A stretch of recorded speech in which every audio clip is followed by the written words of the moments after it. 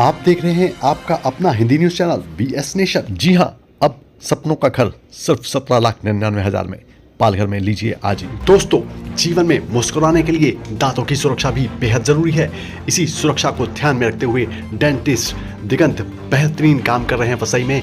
इसीलिए BS nation ने इस बार वसई महाराष्ट्र गौरव अवार्ड के लिए इन्हें भी नॉमिनेट किया है। आइए करते हैं इनसे एक मुलाकात। तो सर, सबसे पहले बताइए कि वसई में कैसे आना हुआ और कैसे ये डेंटिस्ट का सफ़र शुरू हुआ, थोड़ा इस बारे में हमारे को बताइए। जैसे कि हमारे जो माता जी हैं वो 97 में आए थे। 97-98 में उनकी पोस्टिंग हुई थी रेलवे में, मुंबई डायरेक्टली पोस्टिंग उनकी यहीं पे हुई थी। और इससे पहले मैं हम लोग बनारस में आ रहे थे नाना के साथ, और मम्मी के आने के बाद तुरंत फिर मैं भी मम्मी पापा के साथ यहाँ पे आ गया। और फिर मम्मी की ज्वाइनिंग मेरी मुंबई सेंट्रल जगजीवनराम अस्पताल में हुई।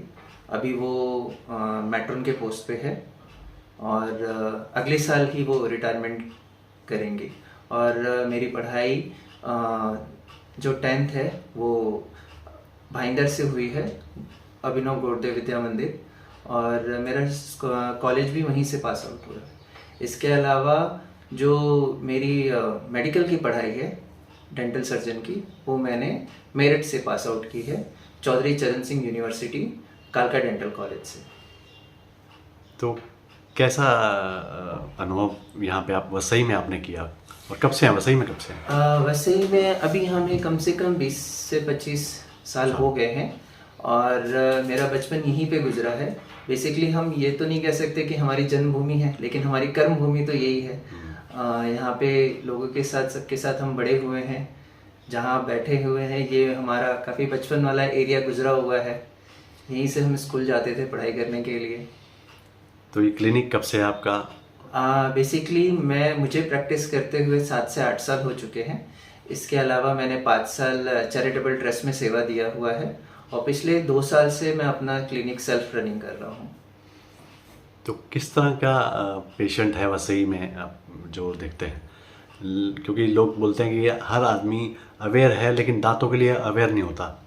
जी हाँ, आपकी बात काफ़ी हद तक सही है। दांतों के लिए अवेयरनेस बहुत ज़रूरी है। वैसे हम देखा जाए तो वसई में काफ़ी अच्छे लोग हैं, एजुकेटेड लोग हैं, लेकिन हम इसे ऐसे एक्सप्लेन कर सकते हैं कि इसको हम 3 भाग में डिवाइड करते हैं।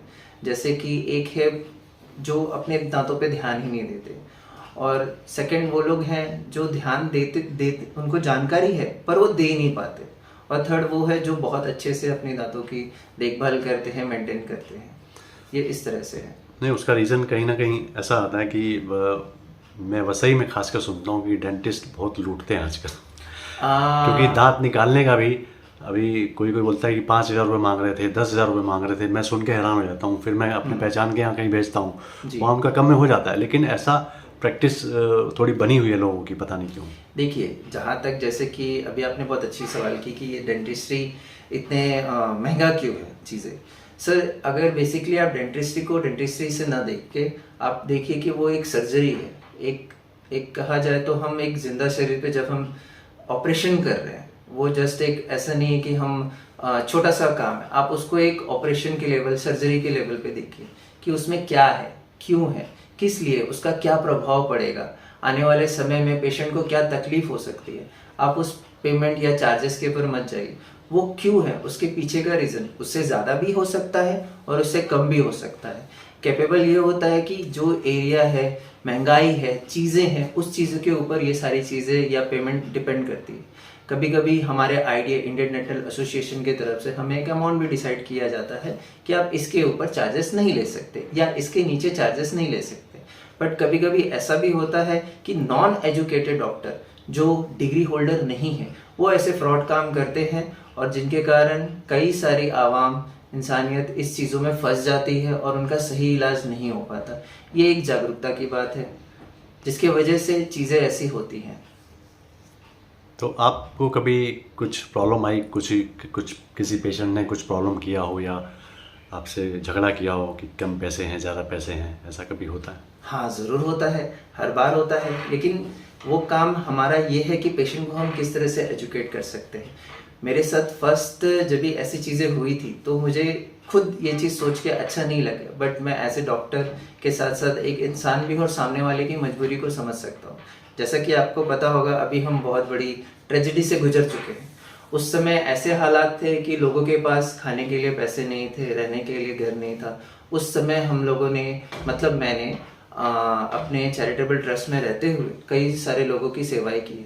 वहाँ मैंने ये अभी तक अपनी बात अपने सीनियर से भी नहीं कही, क्योंकि मुझे हर चीज़ का वहाँ हिसाब देना पड़ता था। तो कई सारी ट्रीटमेंट मैंने वहाँ फ्री में भी की, और अभी जैसी जैसी चीज़ें हो रही हैं उसके ऊपर काम आगे किया जा रहा है।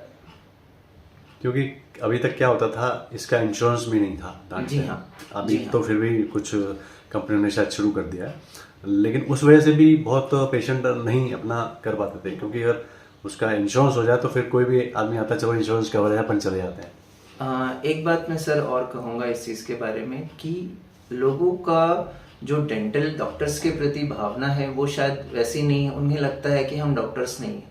अगर एक सिंपल भाषा में डिफाइन करूँ तो MBBS जहाँ होता है वो 5 साल के लिए होता है, ठीक है। पढ़ाई तो पूरे शरीर की हो जाती है।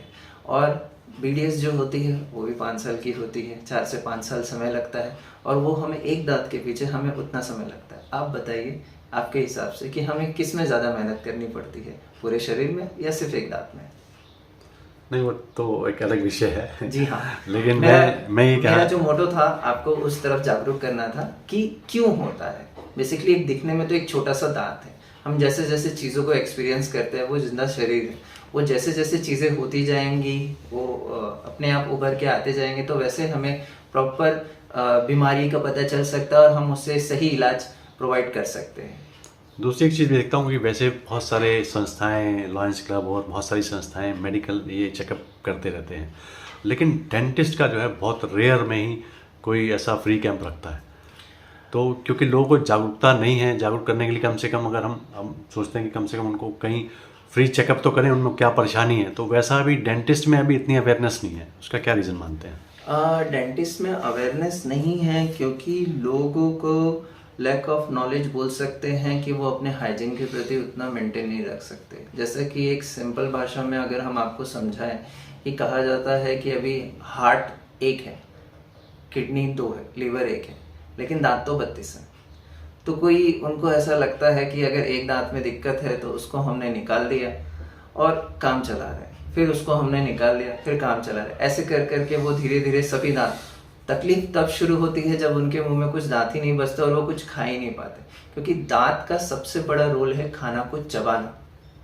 अगर दांत ही नहीं रहेगा तो हार्ट किस काम का, लीवर किस काम का, पूरे बॉडी को ताकत कैसे पहुंचाएगा? नहीं, मेरा प्रश्न यही है कि हम क्यों नहीं इसके कैंप रखते, क्यों नहीं, मतलब उस पर इसके क्यों नहीं, कैंप- संस्थाएं क्यों नहीं ध्यान देती? संस्था ध्यान क्यों नहीं देती? सॉरी सर, इसका जवाब तो मेरे पास नहीं है कि संस्थाएं क्यों ध्यान नहीं देती। क्योंकि आप लेकिन देखो ना, इस चीज़ आमतौर का- पे हर हफ्ते मैं जी। आपको बताऊं, वसई विरार में भी जी। हर हफ्ते 10 दिन में कहीं ना कहीं मेडिकल, फ्री मेडिकल कैंप होता है, लेकिन डेंटिस्ट का नहीं होता। जहाँ तक मेरा नॉलेज है सर, मुझे ऐसा लगता है कई कई जगहों पे डेंटल कैंप लगते हैं। जैसे गणपति उत्सव महाराष्ट्र में पूरे धूमधाम से की जाती है, वहाँ ये चीज़ें होती हैं। नवरात्रि में होते हैं, अलग अलग टाइम पे अलग अलग जगह पे कैंप्स रखते हैं। जैसे कि मेरे बहुत सारे कलीग हैं जिनको मैं जानता हूँ जो स्कूल में कैंप रखते हैं, वृद्धाश्रम और अनाथ आश्रम में कैंप्स रखे जाते हैं। वहाँ डेंटल हाइजीन के प्रति जागरूक किया जाता है। तो आपने कभी ऐसा ट्राई किया या कभी आप उससे इन्वॉल्व हुए, जुड़े? हाँ जी सर, मैंने कैंप्स किए हैं। अभी अपने वसई के एक वाली फाटा है, अंजुर फाटा, वहाँ पे एक कैंप लगा हुआ था, उसका अवार्ड भी मेरे पास रखा हुआ है। मैंने वहाँ पे कैंप किया था। बेसिकली कैंप रखते हैं पर वहाँ पे लोग उन जगहों पे आना थोड़ा सा अवॉइड करते कि अरे बाप रे, अभी हमारे पास इतने पैसे नहीं। बेसिकली वही बात आ गई कि दांत तो 32 है और शरीर में उस चीज़ को रखने के लिए चीज़ें काफ़ी कम हो जाती हैं। इसके अलावा और क्या क्या आपके शौक हैं, रुझान हैं, क्या क्या कर सकते हैं, क्या क्या करते हैं? इसके अलावा दांतों के प्रति या इलाज के प्रति? डेंटिस्ट के अलावा?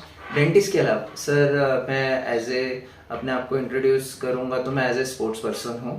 मैं बचपन से मुझे क्रिकेट खेलने का काफ़ी शौक है, और इसके अलावा मैं काफ़ी सारे मल्टीपल स्पोर्ट्स खेलता हूँ, और थोड़ा बहुत मैं स्टेज परफॉर्म, जैसे डांसिंग, स्केट और फैशन शो, जैसी चीज़ें करता हूँ। मतलब मल्टी टैलेंटेड हैं आप भी। हाँ, आप मुझे ऐसा अभी कह सकते हैं। तो ये टैलेंट दिखाने का मौका आप कैसे मिल पाता है अभी आपको, इतने बिजी शेड्यूल में आजकल सर रहते जैसे हैं? जैसे अगर मैं अभी अपने वसई विरार का स्पोर्ट्स सेक्रेटरी हूँ, तो हम लोग के आईडीए का स्पोर्ट्स इवेंट और कल्चरल इवेंट होता है, तो उन सब जगहों पे कभी कभी मुझे ऐसे मौके मिलते हैं जहाँ मैं परफॉर्म करता हूँ। ये डेंटिस्ट एसोसिएशन वगैरह कुछ जी बनी हाँ। है आपके? अच्छा, उसमें आप स्पोर्ट्स स्पोर्ट्स सेक्रेटरी हैं और मैं एज ए कल्चरल इवेंट होता है तो उन जगहों पे हमें मौका मिलता है, अवसर मिलता है अपने टैलेंट दिखाने का, अपनी छुपे हुए चीज़ों को, क्योंकि बेसिकली हम लोग बचपन से इस चीज़ों में, उसके बाद हॉस्टल पढ़ाई सब चीज़ों में लगे रहते हैं, तो कभी कभी ऐसा मौका मिल जाता है। वसई के बारे में क्या कहना चाहेंगे? वसई किस तरह लगा आपको? आप कहाँ से आए और कहाँ आप आज हैं? तो वसई में 20 साल से आप हैं लगभग, तो कैसा वसई के बारे में क्या कहना चाहेंगे? यहाँ की वसई तो सुविधाएं सर हैं, जैसा क्या कि है? मैंने आपको बताया, वसई मेरी जन्मभूमि तो नहीं, कर्म भूमि ज़रूर है, लेकिन वसई मेरे लिए बहुत इम्पोर्टेंट है। पहले वसई अलग था, पहले वसई बेसिन था, उसको हम लोग वसई कहते थे, फिर धीरे धीरे नाम का नवीनीकरण करके वसई हुआ और काफ़ी सारे चेंजेस हुए हैं। मैं यहाँ पे खेल के बड़ा हुआ हूँ, तो काफ़ी सारे लोगों को मैंने देखा है, बचपन से चीज़ें ऐसी चली आ रही हैं, बदलते हुए देखा है, बिल्डिंगें बड़ी बड़ी बनती हुई देखी हैं, सड़कें चेंज होते हुए देखे हैं, पानी भरते से कम होते हुए देखा है, तो ये सारी हर चीज़ें। साल यहाँ पानी भरता है, इस समस्या के बारे में क्या कहेंगे? पानी भरता है, इसकी समस्या का रुझान अगर देखा जाए तो एक कह सकते हैं कि कहीं ना कहीं ये हमारी कमजोरियां हैं कि इन सब चीज़ों की वजह से हो सकती है, साफ सफाई ना रहने की वजह से, या क्योंकि ये इस पे हम बात करेंगे तो ये बहुत बड़ा मुद्दा बन जाएगा कि ऐसा क्यों होता है। सड़कें नीचे हैं, जो नाले हैं वो काफ़ी छोटे हैं, उस पे सफाई पे रख रखाव ध्यान नहीं दिया जाता, तो ये काफ़ी सारे मुद्दे हैं जो कि इस पे हमें डिबेट नहीं करना, क्योंकि इस पे अगर हम करेंगे तो बहुत सारी चीज़ें बड़ी हो जाएंगी, विस्तृत रूप में बहुत बड़ा रूप ले लेंगे। आगे भविष्य की क्या प्लानिंग है आपकी? अभी आपका एक यहाँ पे क्लिनिक है, और भविष्य में क्या योजना है आपकी? भविष्य में मेरी योजना है कि मैं डेंटल के लिए दांतों के प्रति लोगों को अवेयरनेस, जैसे मैंने बताया कि मैं पहले से कर रहा हूँ, आगे भी कर सकूँ, और मैं अभी डेंटल में ही बहुत सारे चीज़ें सीखने के लिए हैं, जैसे इम्प्लांट हो गया, लोग इम्प्लांट के प्रति लोगों को जागरूक करना, दांत एफपीडी हो गया, फिक्स पार्शियल डेंचर, जिसको सिंपल भाषा में ब्रिज कहते हैं, डेंटल ब्रिज, उसके प्रति लोगों को जागरूक करना, ताकि वो लोग अपने खान पान पे ध्यान दे सके और अपनी हेल्थ का स्वास्थ्य का सुधार कर सके।